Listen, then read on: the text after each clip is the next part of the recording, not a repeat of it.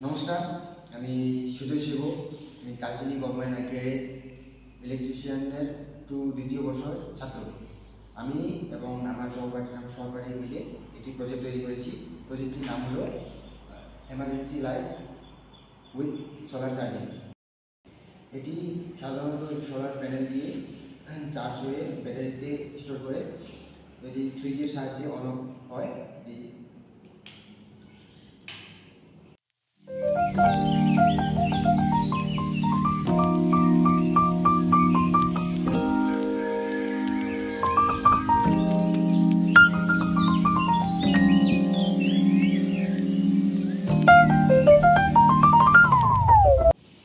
এখানে আমাদের কি কম্পোনেন্ট লাগছে, কম্পোনেন্টের নামটা বলছি।